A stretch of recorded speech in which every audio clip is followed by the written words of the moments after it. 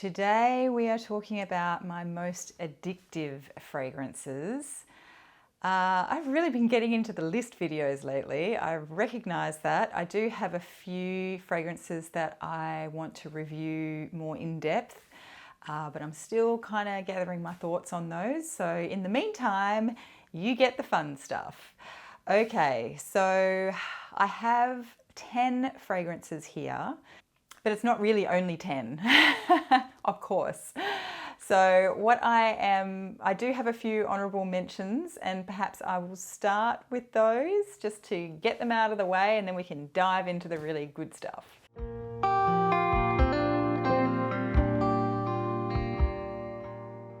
Okay, number one honourable mention is Kiss Me Intense by Parfums de Nicolai. This is a beautiful almondy tonka vanilla scent.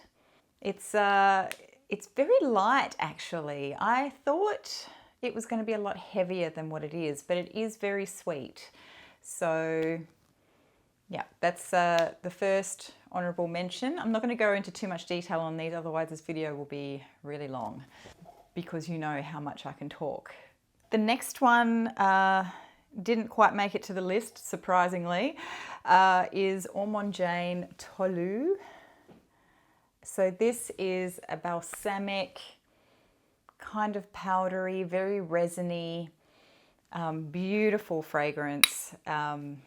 This has really good longevity on me, but when compared to some of the others, I just realised it probably isn't the one I would put in this category necessarily as it being in my top 10, which kind of breaks my heart a little bit because we all know how much I love Ormonde. And I just want Ormonde fragrances to be in all of my top lists. But anyway, that's Tolu by Ormonde. So just to be clear, there's 4 honourable mentions all up. The next one is Tom Ford Velvet Vanilla. Shiny labels, I tell you, they're the bane of my existence when it comes to filming and photography. Oh, yeah, this is good. This has the really lovely sort of orchid, what's it called? Magic orchid, fantasy orchid note. I think that's what it's called, isn't it? I can't remember now. It's not quite as hefty as the black orchid.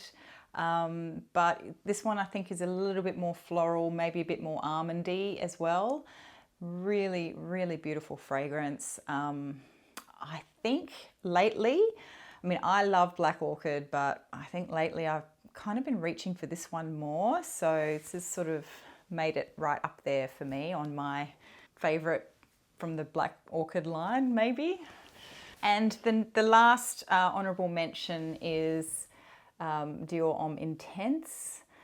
Oh, I really love this one. Yeah. This is, as you would already know, no doubt, is an iris scent. It's a bit ambery.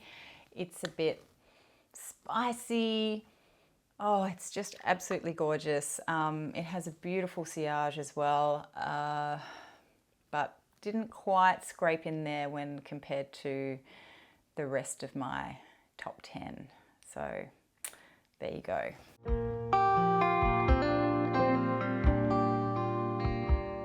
It's always heartbreaking to have to pick, you know, a certain number of fragrances to go into your list.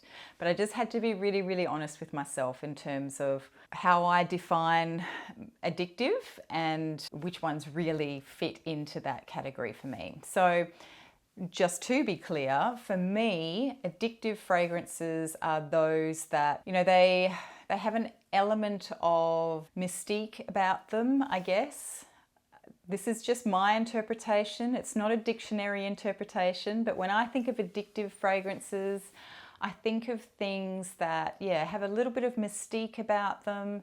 They are probably on the sweeter side because they just have that ability to keep drawing me back in or getting me to raise my wrist, or they might create a cloud around me that just has me in a blissful bliss. They might be, and if they aren't as sweet, they might be more sort of resinous and sticky and all of those lovely gooey sensations. So in no particular order, you know, it was hard enough trying to get this list down to 10. So in no particular order, I will just start going through them. The first one is Hypnotic Poison EDT. I don't think there's going to be any fragrances in here that people haven't necessarily heard of, but this is a really beautiful almond scent, almond and vanilla.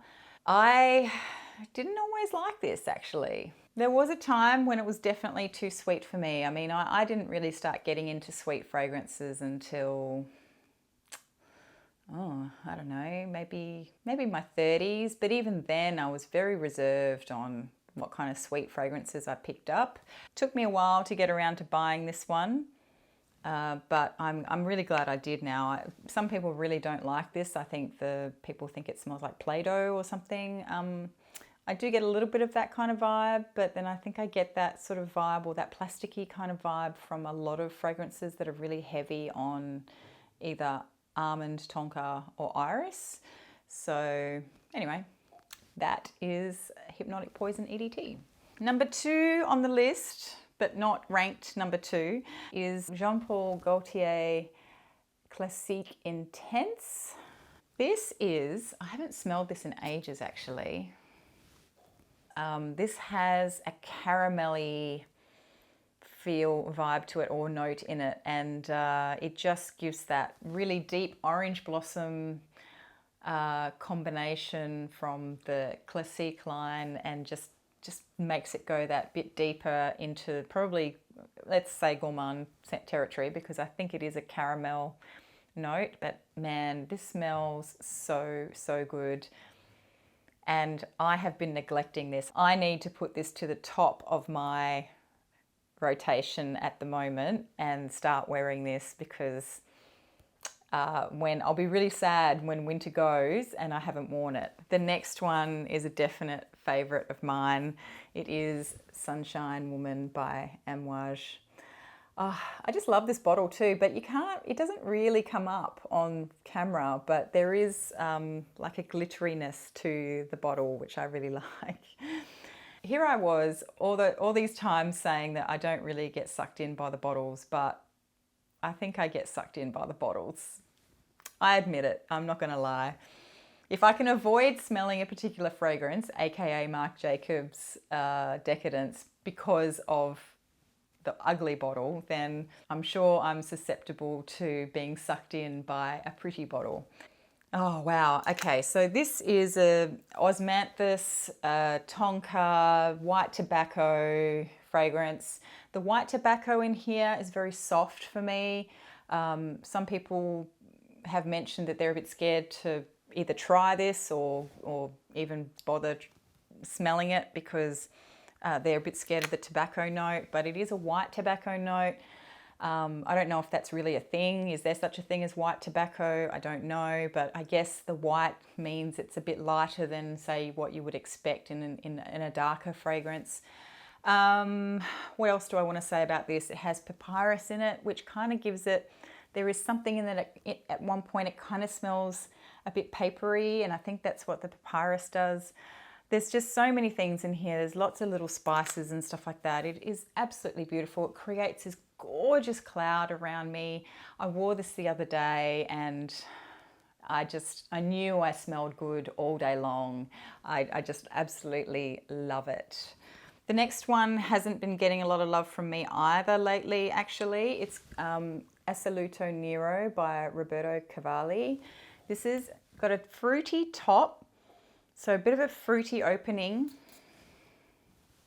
but there's some woods in there, and I don't know, there's something that definitely gives it the Nero vibe, but I don't know what it is. Maybe it is just something woody, but it's very creamy as well, so I think it maybe has a bit of sandalwood in it. It's a very unique scent, actually. I think that one of the notes in the top might be pear, but I think there might be something else unusual in there in terms of the fruit. But I really like this, and it is definitely a nighttime vibe. So yeah, and it's not that expensive. It's pretty reasonably priced to be able to pick this up, but I really, really like this. And I find that when I wear this, I am constantly like trying to smell myself, because I really like. The only downside is that it doesn't have a huge longevity, and it does sort of, I think, die down to a skin scent pretty quickly. So it just doesn't have that projection, but I don't mind. It's not that expensive. I'll happily respritz it. So that's Assoluto Nero by Roberto Cavalli. The next one, wow, this one has appeared in a couple of lists lately. Absolute Aphrodisiac by Initio Parfums. Now, I'm surprised that this one's the one that keeps cropping up in my lists, because actually I think my favorite, I have 3 of these fragrances, and I think my favorite at the moment is actually Side Effect. This was my favorite, but now it's kind of a bit too sweet for me. So I wouldn't say too sweet for me, because I'd still wear it, obviously, but because it is so sweet, I think I'm starting to like the Side Effect more. But this is a really beautiful ambery vanilla. It's got a leather note in it as well, but it's really sweet. That vanilla really just is very dominant in this fragrance from the very get-go. So it's really, really nice, and that's all I'm going to say about that. Okay, so the next one was a bit of a surprise to me, actually, that I liked this one, because it has a chocolate note in it. And in fact, there's 2. In fact, there's 3 fragrances in this top 10 list that have a chocolate or cacao note in them. So yay me for succumbing to the chocolate craze. I think a lot of these are gourmands. That surprises me, actually. I didn't think there'd be so many gourmands in this list. But anyway, this is Gourmand Coquin by Guerlain, and it's from their Chanel Elixir line. Sorry, Elixir Chanel line. Yeah, this is a beautiful chocolatey. This smells like a chocolate pastry to me. I am one of those people that does not think that chocolate and pastry belong together. In reality, you know, I mean, it smells great, but I just don't think I want to eat chocolate on bread, basically. Well, that's basically what pastry is, let's face it. So I'm not a chocolate croissant girl. I'm not a chocolate anything girl unless it's just chocolate, okay? Don't give me chocolate desserts. Don't give me chocolate tarts or chocolate pies. I really hate chocolate ganache, actually. But I love chocolate. I just want it to be chocolate. I don't want all the other crap in it. That was a little rant. Sorry about that. But this does actually smell to me like a chocolate pastry. It reminds, when I smell it, I think of a chocolate croissant. Matt can speak pretty good French, and so sometimes I ask him how to say things. I know you can Google it, but it's not as fun when you're just Googling things all the time. So I ask him, you know, how do you say this, or how would you say it? And he does think it's rather funny sometimes when my attempts fall vastly short of what it's supposed to be, but oh well. The next one is another one with a cacao note, or chocolate. It's not really chocolate, it's cacao. But this is Santal Majuscule by Serge Lutens. I'm not going to talk about this because I think I talk about this in just about every video that I do. This is by far one of my favorite scents on the planet. Just smells so good. How are you so good? I don't understand how you could smell so good. And you know what? I wore this so much when I was skiing in Japan in February. And I would actually spritz it. I had one of those neck warmer things. It was just made of merino. It was really thin, but it was really warm. And I would pull it up over my face to keep, obviously, the cold off my face. And I would spritz that scarf or the neck warmer with this fragrance. And so when I was skiing along, I had this beautiful wind gusting into my face, but all I could smell was Santal Majuscule. So without even really meaning to, it's kind of become a scent that's my scent memory for this fragrance now. I mean, I've been wearing this a lot, but that is probably the biggest memory I have. Also, maybe it's imprinted in my brain so much because of the fear I was experiencing as I was plummeting down the hill at breakneck speed. I really wasn't going that fast. Who am I kidding? I was the slowest of everybody. I was such a baby. I am not a good skier, and I'm a big scaredy cat. So anyway, Santal Majuscule. I've lost count again. I think we're at number 7. No, this is number 8. 1, 2, 3, 4, 5, 6, 7. Yeah, this is number 8. This is Bengale Rouge by Papillon Perfumes, or Perfumery, or Parfums. This is a really beautiful, slightly animalic amber scent. I really like it a lot. And throughout this winter, so I got this year, and throughout this winter, this has been my go-to scent in the morning when I'm walking the dog really early in the morning and it's cold. This is what I wear, and I just love walking through the bush with my dog and having this wafting up at me. It's just really, really beautiful. I'm usually wearing too many layers for it to really create a big cloud around me, but I can definitely smell it coming out from underneath those layers, through the neck or whatever. It's really, really nice. The next one is probably a bit of a surprise actually to be in a most addictive list, because this one is probably the one out of this list that isn't sweet. So it's not that sweet of a fragrance, but it is absolutely stunning. And every time I wear it, I just constantly want to lift, not that I need to because this thing projects like a beast, but I just want to smell it. Flat battery, oh well.